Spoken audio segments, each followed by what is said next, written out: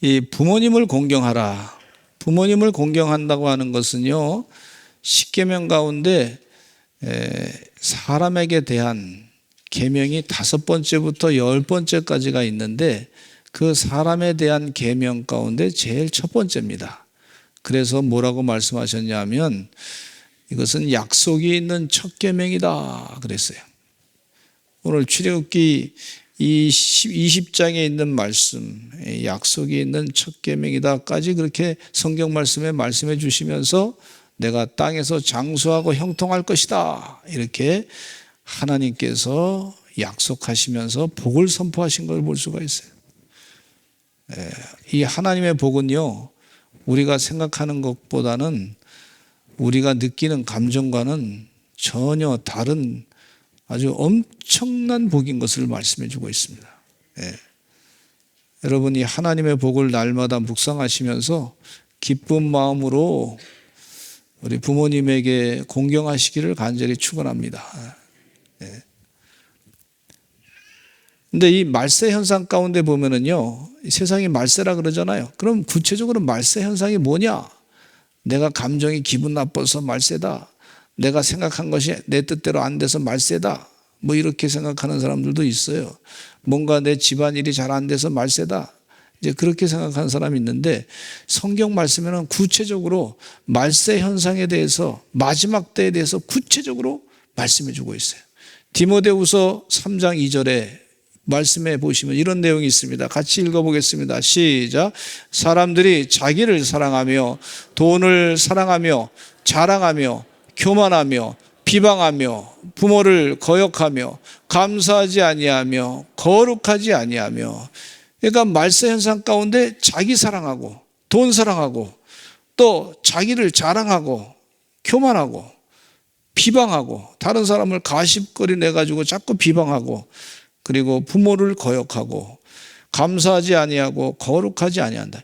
이것이 동일선상에 같이 있는 것을 볼 수가 있어요. 부모를 공경하는지 안 하는지 보면 다른 신앙생활도 이게 문제가 심각한 걸 볼 수가 있어요.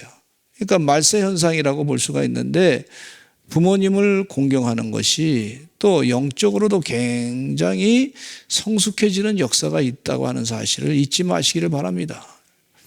그러니까 부모님을 공경할 때 말세 현상을 이기는 역사가 있단 말이죠. 우리 믿는 자는요, 세상의 말세 현상을 따라가는 자들이 아니고 말세 현상을 거슬러서 하나님의 뜻대로 주의 축복을 받는 복의 근원되는 삶을 살아야 될 줄로 믿습니다. 그래서 말세 현상 가운데 이 말세 현상을 이길 수 있는 이 부모님을 공경하는 일이 무엇인가? 그걸 성경 말씀을 통해서 어떻게 부모님을 공경해야 될지 몇 가지로 나누어서 생각해 보고자 합니다. 첫째는요, 번제할 어린 양은 어디 있습니까? 그랬어요. 하나님은 아브라함을 시험하시기 위해서 아브라함에게 100세에 낳은 아들 이삭을 바치라고 그렇게 명령을 내렸습니다.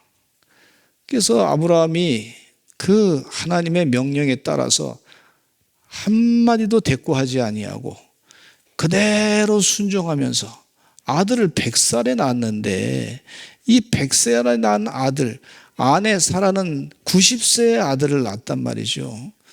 그리고 이 아들을 하나님께서 약속하시기를 이 아들이 바로 너의 후사가 돼가지고 후손들이 많아질 거다. 하늘의 별처럼 많아지고 바다의 모래처럼 많아질 것이다.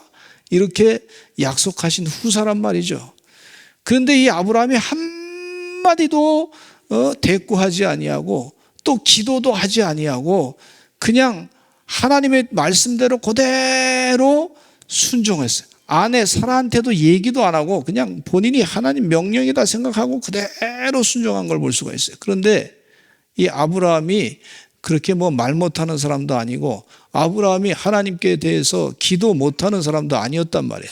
왜냐하면 하나님께서 소돔과 고모라 성을 멸망시키고자 했을 때 아브라함이 말이죠, 하나님께 기도했지 않습니까? 하나님, 의인 50명만 있으면 소돔과 고모라 성을 그냥 두시겠습니까? 그래, 의인 50명만 있으면 소돔과 고모라 성을 그냥 두겠다. 좀 자신이 없으니까 그러면 5명 빼가지고 45명이면 되겠습니까? 또 자신이 없으니까 40명의 의만 있으면 되겠습니까? 또 자신이 없으니까 30명, 20명, 10명, 6번을 하나님께 기도를 요청했어요. 기도하면서 이 소돔과 고모라 성을 멸망시키지 말아달라고 부탁을 할 수 있는 그런 기도의 사람이었단 말이에요. 그런데 하나님께서 아브라함에게 이삭을 바치라 그랬을 때 한마디도 기도하지 않았어요. 하나님, 이거 뭐 좀 잘못된 명령 아니십니까? 하나님, 아브라함이 이삭을 바치는 것보다도 차라리 내 양을 한 반을 갖다 바치겠습니다. 내 양떼와 소떼가 많은데 하나님, 내가 많은 것 갖다 바치겠습니다. 뭐 이렇게 제안도 할 수 있었던 그런 사람이었단 말이에요. 하나님, 그러지 마시고 우리 집에 이 종이 하나 있는데 그 종의 아들 가운데 그를 하나 바치면 어떻겠습니까? 이 제안을 좀 할 수 있는 그런 사람일 수 있었어요. 그런 사람이었어요.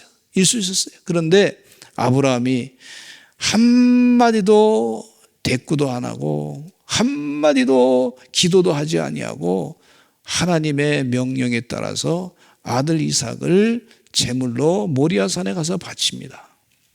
그런 과정 가운데 아들 이삭이랑 같이 이제 모리아산으로 걸어가는 거예요. 사흘 길을 걸어가는데 장작은 있는데 아들 이삭이 보니까 양이 없거든요. 그 전에 아버지와 같이 여러 번 제사를 드리러 갔단 말이에요. 성경학자들은 아들 이삭의 나이가 그때 17살에서 37살 사이였을 거다, 그렇게 보는 학자들이 있어요. 그러니까 나이가 많아, 성숙된 사람이에요, 이삭이. 그러니까 아버지, 번제할 어린 양은 어디 있습니까? 제사를 드리는 방법을 다 익숙하게 알고 있었던 사람이에요. 묻는 거예요. 이 아들의 질문을 받았던 이 아브라함은 마음 가운데 굉장히 힘들었을 거라 생각합니다. 네가 제물이 돼야 돼, 이렇게 얘기할 수 없었던 그런 상황이었어요. 얼마나 힘들겠어요. 그러니까 이 아버지 아브라함이 네가 제물이야, 하나님 명령을 받았어 라고 얘기할 수도 있었는데 그렇게 얘기 안 한 것은 이 아브라함 마음 가운데 뭔가 좀 힘든 그런 부분이 있지 않았을까, 뭔가 좀 어려운 부분이 있지 않았을까, 이런 생각이 드는 거예요. 직접적으로 말하면은 이 아들 이삭이 아버지 지금 제정신이에요? 하고 도망칠 수 있다는 그런 염두에 두고서 그 말에 대해서 네가 제물이야 라고 얘기하지 않고 뭐라 그랬냐면 하나님이 자기를 위해서 이 제물을 준비할 것이다, 이렇게 얘기했단 말이죠. 틀린 말은 아니지만 아들 이삭에게 편안하게 돌려서 얘기했던 걸 볼 수가 있어요. 그러니까 아브라함이 지금 마음에 굉장히 긴장했다는 얘기죠. 이 이삭에게 벌써 이제 줄로 묶고 그 다음에 칼을 들어가지고 아브라함이 찔러 죽이려고 했을 때 하나님께서 급해가지고 아브라함아, 아들 이삭에게 손대지 말아라. 그러면서 하나님께서 하신 말씀이 분명히 너는 나보다 아들 이삭을 더 사랑하는 줄 알았는데 나를 더 사랑하는구나. 내가 확실하다. 너의 믿음이 확실하구나. 그러면서 하나님께서 그 아브라함의 믿음을 칭찬하시고 아브라함에게 믿음의 조상이라고 하는 칭호를 주었어요. 그리고 하나님이 준비한 양을 잡게 해가지고 그것을 여호와 이레, 하나님이 준비한 것이다, 그렇게 명령을 내린 것을 볼 수가 있습니다. 여기 이 말씀 가운데 보면은요, 아들 이삭의 모습이 말이죠, 아주 순종하는, 효도하는, 부모님이 하나님께 순종하고자 했을 때 그 부모님의 뜻을 거역하지 아니하고 효도하는 이삭의 모습을 볼 수가 있어요. 저는 이 이삭의 모습을 보면서 예수님께서 마지막 십자가에 못 박혀 돌아가실 때 그 잡히시기 전 밤에 이렇게 기도하셨던 내용이 기억나요. 아버지, 할 수만 있으면 이 잔을 내게서 거두어 주옵소서. 그러나 내 원대로 마시옵고 아버지의 원대로 하옵소서. 예수님의 효도가 온 인류를 구했던 걸 볼 수가 있어요. 이삭의 효도가 아버지, 그 아버지의 그 시험, 하나님께서 받은 시험을 합격으로 만드신 것을 볼 수가 있어요. 그리고 하나님께서 그 가정을 축복해 주셨는데 이삭 이후로 이삭이 말에 순종함으로 말미암아 그 자손들이 많아지게 된 것을 볼 수가 있습니다. 할렐루야. 어떻게 부모를 공경하느냐? 그 창세기 말씀 가운데 보니까 그 내용이 나와 있는 것을 분명히 볼 수가 있어요. 아, 이렇게 공경하는 거구나. 그러니까 아브라함 아버지의 체면이 섰잖아요. 믿음의 조상이라고 하는 체면을 세운 아들의 모습. 이삭은 어렸을 때부터 주변의 그 상황을 다 이 다른 족속들의 그 이 제사 드리는 것들을 다 얘기를 들었을 거예요. 하나님 믿는 족속들 아닌 다른 족속들이 말이죠. 아들을 갖다 바치는 그런 우상의 그런 일들을 많이 했거든요. 다 들었단 말이에요. 그걸 어렸을 때 자라면서부터.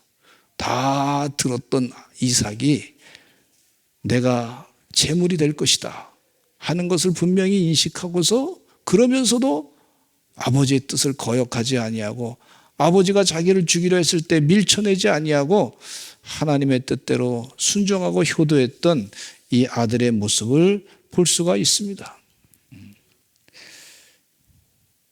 그렇게 부모님에게 순종했더니 아버지는 믿음의 조상이 됐고 자기는 순종의 모범이 됐던 걸 볼 수가 있어요. 그 집안적이 전체로 효도하는 거예요. 아, 하나님께 순종한다는 것은 자식의 효도가 꼭 필요하구나 하는 생각을 또 갖게 됩니다. 두 번째, 두려워하지 마소서 내가 하나님을 대신하리니까 우리가 잘 알고 있는 내용인데 요셉은 아버지 야곱의 노년을 잘 모셨던 사람이죠. 그것뿐만 아니라 아버지가 돌아가신 후에도 형들에게 복수하지 않고서 하나님의 뜻을 따라서 형들과 그의 자녀들까지 잘 보살폈던 사람이에요. 그로 인해서 하나님께서 그 가정을 축복해 주셨는데 이스라엘 백성들이 말이죠. 70명이 고센 땅에 가서 살았는데 나중에 애굽에서 탈출할 때 보니까 200만 명의 민족이 돼서 탈출하게 된 걸 볼 수가 있어요. 놀라운 역사가 일어난 걸 볼 수가 있습니다. 요셉이 어린 시절에 형들의 미움받아서 우물 웅덩이에 빠졌습니다. 형들이 죽이려고 했어요. 그 의도를 요셉이 잘 알았어요. 또 형들이 미워가지고 말이죠. 요셉을 보디발 장수의 집에 팔아먹었습니다. 애굽에 팔아먹었어요. 그리고 형들이 말이죠. 그 금원을 가지고 뭐 자기들 즐거운 쾌락에 썼겠죠. 돈 가지고. 그 요셉은 거기서 고생을 많이 했습니다. 그 보디발 장수의 아내가 자기를 아주 그냥 억울하게 해가지고 감옥에 들어가게 됐어요. 아주 고통을 당했습니다. 근데 하나님이 그를 축복해 주셔가지고 형통하게 했어요. 이게 얼마나 중요한 얘기인지 몰라요. 형통하게 했어요. 우리 인생 살면서요, 다른 사람한테 억울함 당해가지고 쫓겨나는 사람도 있고 억울함 돼가지고 속상한 일 겪는 사람도 많이 있습니다. 인생 살면서 참 상처받은 사람들이 많더라고요, 보니까. 그런데 요셉은 자신의 상처를 먼저 묵상하기보다는 하나님의 은혜를 깊이 생각했어요. 하나님이 복 주실 거라고 하는 믿음을 가지고 늘 살았더니 하나님께서 그가 하는 일마다 다 형통하게 하셨던 걸 볼 수가 있고 형통할 뿐만 아니라 하나님이 그를 통해 가지고 민족을 이루셨던 걸 볼 수가 있는데, 이 요셉의 형들이 말이죠, 같이 애굽에 있는 동안에, 아버지 야곱과 같이 지내는 동안에 형들이 아버지 야곱이 있는 자리에서 형들과 요셉과 같이 있는 자리에서 아마 약조를 했나 봐요. 그게 무슨 약정이냐면, 아버지 야곱이 있는 자리에서 요셉이 형들에게 복수하지 않는 거, 그런 약속을 한 것 같아요. 성경 말씀해 보니까 창세기 50장 16절로 17절 말씀에 이런 부탁을 형들이 요셉에게 합니다. 같이 읽어보겠습니다. 시작. 요셉에게 말을 전하여 이르되 당신의 아버지가 돌아가시기 전에 명령하여 이르시기를 너희는 이같이 요셉에게 이르라. 내 형들이 내게 악을 행하였을지라도 이제 바라건대 그들이 허물과 죄를 용서하라 하셨나니 당신 아버지의 하나님의 종들인 우리 죄를 이제 용서하소서 하매 요셉이 그들이 그에게 하는 말을 들을 때 울었더라 그랬어요. 아버지 야곱이 돌아가신 다음에 형들이 지금 걱정이 되는 거예요. 요셉이 우리를 복수해서 다 죽이지 않을까. 야곱이 살아계실 때, 아버지가 살아계실 때는 그가 복수하지 않았지만 아버지가 돌아가셨으니까 우리를 복수하지 않을까, 그런 걱정을 한 거예요. 그랬을 때 이 요셉이 형들에게 이렇게 얘기합니다. 형님들 두려워하지 마세요. 눈물 흘려가면서 내가 하나님을 대신하겠습니까? 하나님이 뜻이게 있어서 나를 이곳에 먼저 보냈습니다. 절대 형들을 복수하지 않겠습니다. 그리고 형님들과 그 자녀들까지 제가 잘 보살피겠습니다. 이렇게 얘기한 걸 볼 수가 있어요. 이 요셉은요, 아버지가 살아 생전에도 아버지께 효도하고 아버지가 돌아가신 다음에도 아버지의 마음과 그 뜻이 무엇인지 알기 때문에 복수하지 아니하고 돌아가신 다음에도 아버지께 효도한 걸 볼 수가 있어요. 여러분, 우리 믿는 자들은요, 이렇게 효도해야 될 줄로 믿습니다. 우리 권사님 가운데 한 분이 우리 교회 열심히 나오십니다. 이 코로나 때문에 좀 자주 못 나오셨지만은 멀리 계시면서도 권사님이 늘 교회 열심히 나와요. 주일날마다 큰 예배 나오시고 예배 드리시고 꼭 인사하고 나가시고 그랬어요. 근데 이 권사님의 그 배경을 보면은요, 부인 권사님께서 돌아가시기 전에 이 권사님한테 뭐라고 부탁했냐면, 당신 내가 죽을 텐데 나는 천국 가는데 당신은 꼭 예수 잘 믿어서 천국 갔으면 좋겠다고. 그래서 그곳에서 우리 만났으면 좋겠다고. 그 자녀들 앞에서 다 그렇게, 자녀들 예수 잘 믿으니까 앞에서 약속을 했어요. 그랬더니 이분이 그것을 마음에 다 약속을 바꿔서, 부인이 돌아가셨는데, 권사님 돌아가셨는데 교회 열심히 나오세요. 하여튼 눈이 오나 비가 오나 버스 타고 그 먼 곳에서 열심히 나오세요. 약속을 지키는 거예요. 돌아가신 뒤에도 약속을 지키시더라고. 제가 서울에서 목회할 때 서산에는 계신 분들은 아니에요.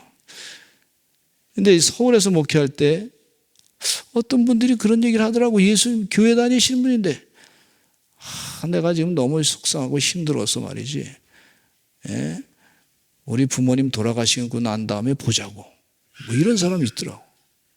부모님 돌아가시고 난 다음에 보자고. 이게 복수하겠다는 얘기죠, 이 얘기가. 부모님 살아생전에 내가 부모님 속을 새기면 안 되니까 거기까지는 내가 효도하지만 부모님 돌아가신 다음에는 내가 보자고, 이런 거예요. 여러분, 효도는 부모님 돌아가신 다음에도 하는 겁니다. 그래서 제가 그랬어요. 그러지 마시라고.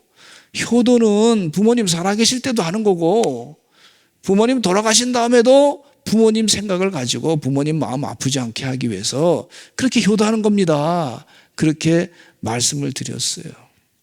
그랬더니 아직도 분이 풀리시기를 기도하고 있는데 아직 분이 안 풀리셨던 거지. 씩씩씩씩 거리시더라고. 어느 가정이 부모님이 돌아가신 뒤에 유산이 있었어요. 뭐 많은 유산은 아니지만 근데 이 형제들이 다 모여가지고 혹시 이것 때문에 우리가 이 유산 나누다가 의가 상하니까 우리 부모님은 우리가 잘 지내기를 원하지 않느냐고, 의가 상할 수도 있으니 우리가 이것을 부모님이 원하시는 데다가 헌금을 하고 그리고 우리는 의좋게 살자고. 부모님 돌아가셨지만 그러나 부모님 마음을 아프게 하는 행동을 하지 말자고, 효도하자고, 돌아가신 다음에도 효도하자고. 그래서 이것을 건축 헌금을 했어요. 그래서 어려운 교회를 돕고 그랬어요. 그 나중에 보니까요, 그 가정이 하나님이 복을 주셔가지고 다 그거보다 더 많이 하나님이 축복하시더라고요. 여러분, 하나님의 복은요, 말씀을 가지고 지키는 사람에게 복이 넘치는 거예요. 우리는 사람한테 뭔가 보상을 받으려고 자꾸 애를 쓰는데 그거는 많지 않아요. 근데 하나님의 복은요, 무한대. 지금 하나님이 그 말씀 하시는 거예요. 내 부모를 공경하라. 뭐 그냥 하시는 말씀이 아니에요. 이유가 있어요. 복을 주시려고 공경하라는 거예요. 이것은 약속이 있는 첫 계명이다. 이 땅에서 잘되고 장수하고 형통할 것이다. 이렇게 분명히 말씀해 주신 약속의 말씀이에요. 천지 만물을 창조하신 분이 복을 주셔도 많이 주실 수 있는 능력이 있으신 분이 하신 말씀이란 말이에요. 그것이 믿음이에요. 그걸 바라볼 때 그 믿음이에요. 그런 믿음을 가지고 사시기를 간절히 축원합니다. 또 어머니의 하나님이 나의 하나님이 되십니다. 세 번째 이렇게 말씀하고 계시는데, 룻이라고 하는 여인이 있습니다. 시어머니 나오미도 그 남편이 돌아가셨어요. 시어머니도 과부가 됐어요. 동서인 오르바의 남편도 말론과 기론이, 이 말론은 동서 오르바의 남편이고 그분도 돌아가시고 자기 남편도 기론도 죽었어요. 그래서 집안에 과부가 셋이 있었는데 시어머니 나오미가 생각해 보니까 이 자녀들을, 이 며느리들을 그냥 계속 같이 있다가는 앞으로 시집도 못 가고 그럴 것 같으니까 당신들 갈 길로 가시오. 그렇게 며느리에게 부탁을 했어요. 그랬더니 오르바 큰 며느리는 먼저 갔습니다. 모압 여인이었고 이방 문화를 따라서 갔겠죠. 근데 룻이라고 하는 둘째 며느리는 모압 여인이었지만은, 이방 여인이었지만은, 어머니 나를 가게 하지 마세요. 내가 어머니를 떠나면 어떻게 떠나겠습니까? 그러면서 어머니 하나님이 나의 하나님이 되고 어머니의 백성이 내 백성이 되겠습니다. 어머니 돌아가시는 곳에서 나도 그곳에서 그 땅에서 죽겠습니다. 어머니하고 헤어질 때는 내가 죽든지 어머니가 돌아가시든지 둘 중에 하나입니다. 그 죽음이 우리를 가를 때까지 같이 살겠습니다. 시어머니 혼자 예루살렘에 이스라엘 땅으로 가봐야 얼마나 고생하겠습니까? 그러면서 시어머니 나오미를 끝까지 따라가겠다고 얘기합니다. 그래서 이 룻이라고 하는 여인이 이렇게 얘기한 내용이 룻기서 1장 16절에 한번 보겠습니다. 아주 효도의 대명사라고 볼 수 있는 분이죠. 같이 읽어보겠습니다. 시작. 룻이 이르되 내게 어머니를 떠나며 어머니를 따르지 말고 돌아가다 강건하지 마옵소서. 어머니께서 가시는 곳에 나도 가고 어머니께서 머무시는 곳에서 나도 머물겠나이다. 어머니의 백성이 나의 백성이 되고 어머니의 하나님이 나의 하나님이 되시리니 그랬어요. 어머니 시어머니 나오미를 따라서 이스라엘 땅으로 갔는데 그곳에서 이삭을 줍는 동안에 보아스라고 하는 아주 좋은 사람을 또 이 룻이 만나게 됐어요. 그래서 룻이 만나가지고 잘 사는 동안에 다윗 왕의 할아버지 오벳을 낳게 됐어요. 나오미가 너무 기뻐가지고 이제 내 이름을 회복했다. 영광이라고 하는 이름을 회복했다. 나를 나오미라고 부르지 마라 그랬던 사람이 말이죠. 내가 이제 영광을 받게 됐다. 다시 이름의 뜻을 회복했다. 이렇게 고백하면서 그 오벳을 안고서 얼마나 즐거워했는지 몰라요.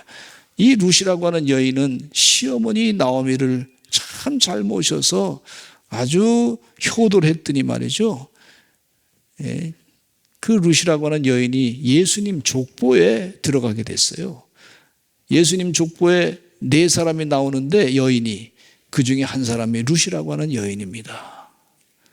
하나님의 뜻대로 순종을 했더니, 효도를 했더니 하나님께서 그를 아주 크게 높여 세워준 걸 볼 수가 있어요. 이건 하나님의 약속이 있는 첫 계명을, 열매를 얻은 것이라고 볼 수가 있습니다. 또 4번째, 죽으면 죽으리다 하는 말씀한 에스더 여인을 볼 수가 있는데, 하만이 수산성의 유다인들을 다 죽이려고 했습니다. 이때 모르드게는 자기가 길렀던 에스더 조카에게 궁전에, 아하수엘의 왕의 왕으로 궁전에 있는 그에게 부탁합니다. 그러면서 에스더 4장 13절에 한번 읽어보겠습니다. 시작. 모르드게가 그를 시켜 에스더에게 회답하되 너는 왕궁에 있으니 모든 유다인 중에 홀로 목숨을 건지리라 생각하지 말라. 너는 왕궁에 있다고, 너는 혼자 살 수 있다고 그렇게 생각하지 말아라. 유대인들이 다 죽게 됐을 때 너도 죽을 수도 있다. 자기의 친부모는 아니지만은, 그러나 모르드게가 자기를 길렀단 말이죠. 그 삼촌의 얘기를 듣고 이 에스더는 효도합니다. 순종하기를, 수상궁에 있는 유대인들에게 3일 동안 금식하게 해주시기 바랍니다.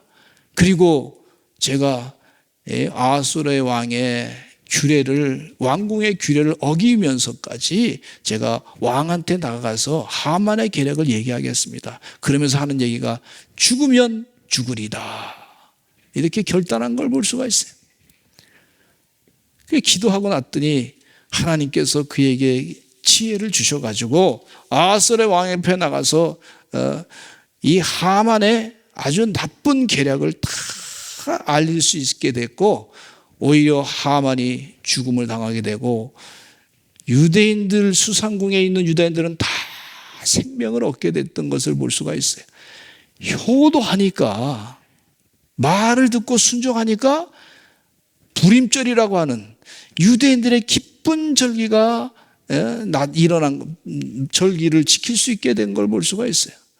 여러분, 이 세상에 똑똑한 지혜 있는 그런 사람들이 많이 있습니다.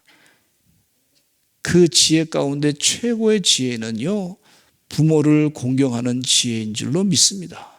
그리고 부모를 공경할 뿐만 아니라 부모를 공경하면서 하나님께서 복 주신다고 하는 믿음을 가지고 부모를 공경할 때 그 사람은 참된 지혜의 사람인 줄로 믿습니다. 우리 많은 사람은 아니지만은 일반적으로 힘들게 자란 사람들이, 일반적으로 힘들게 자란 사람 가운데 뭐 다 그렇지는 않지만 부모님에게 상처를 받는 경우가 있어요. 아, 내가 이랬을 때 이렇게 하고 싶었는데 부모님이 요거 조금만 도와줬으면 좋겠는데, 그래서 좀 속상해가지고 힘들어하는 사람이 있어요. 뭐 부모님이 또 가끔 뭐 소리를 지른다든지 혹은 뭐 잘못했다는 것을 뭐 꾸짖다든지, 그러면 그것 때문에 상처받는 경우가 있어요. 뭐 칭찬을 또 안 해준다든지, 뭐 별 여러 가지 경우가 있잖아요. 무지무지 많은 경우가 있어요. 그래서 상처받아가지고 힘들어하는 사람이 있더라고요. 그래서 부모님 만날 때 잘 안 나온다고, 내가 효도하고 싶고 좀 친절하게 얘기하고 싶어도 잘 그게 안 된다고 그러신 분들도 계시더라고요. 그러나 이거를 좀 깊이 생각하시면서 효도하시기 바랍니다.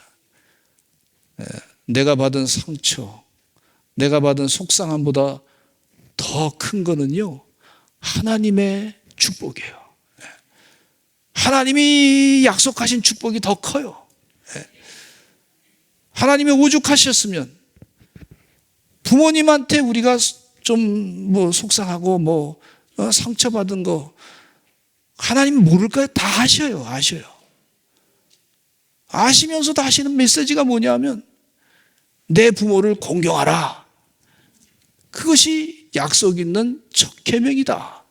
장수하고 이 땅에서 장수하고 형통할 것이다. 이렇게 말씀하신 그런 축복의 말씀이에요. 우리 에베소서 6장 1절로 3절 말씀 한번 읽어보겠습니다. 시작. 자녀들아 주 안에서 너희 부모에게 순종하라. 이것이 옳으니라. 내 아버지와 어머니를 공경하라. 이것은 약속이 있는 첫 계명이니 이로써 내가 잘되고 땅에서 장수하리라. 지금 이 말씀 가운데 보면은요, 이 하나님께서 이 계명을 주시면서 약속이 있는 첫 계명이고 복받을 계명이다, 그렇게 말씀하고 있어요. 근데 마귀는요, 자꾸 우리를 속여요. 너 그때 기분 나쁜 감정이 있지 않느냐? 그 속상했던 감정이 있지 않느냐? 그 상처 있지 않느냐? 마귀가 자꾸 그것을 그냥 격동을 시켜가지고 자꾸 크게 만들어. 복보다 더 크게 보이게 만들어. 여러분, 믿음은요, 하나님의 약속의 법을 더 크게 깨닫는 것이 믿음이에요. 근데 마귀에게 속지 않는 우리 서산제일감리교 성도들 되시기를 간절히 축원합니다. 마귀는 복 받는 걸 시기해. 그래서 자꾸 내가 부모님하고 누구하고 관계가 좀 불편했던 거, 부모님이 나를 다른 형제보다 좀 덜 사는 것 같아, 그것 때문에 상처된 것 같아, 그걸 자꾸 키워가지고 하나님의 복을 잊어버리게 만드는 거야. 약속이 있는 이 첫 계명의 축복의 그 계명을 잊어버리게 만드는 것이 마귀의 이게 작전입니다. 작전. 부모님이 뭐라 그러든지 나는 하나님의 축복이 있어. 마귀에게 속지 아니하고 하나님 나 축복하실 거야. 그런 지혜, 믿음을 가지시는 그런 하나님의 귀한 종들이 되시기를 간절히 축원합니다.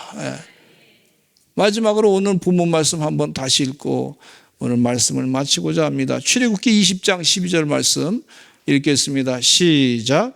내 부모를 공경하라. 그리하면 내 하나님 여호와가 내게 준 땅에서 내 생명이 길리라. 기도하겠습니다. 하나님 도와주시어서 부모를 잘 공경하게 해주시옵소서. 부모를 공경하는데 방해하는 마귀의 속임수에 속지 아니하고 부모님을 잘 공경해서 하나님의 축복을 잘 받는 하나님의 귀한 종들 되게 해주시옵소서. 우리 주여 한번 외치고 기도하겠습니다. 주여.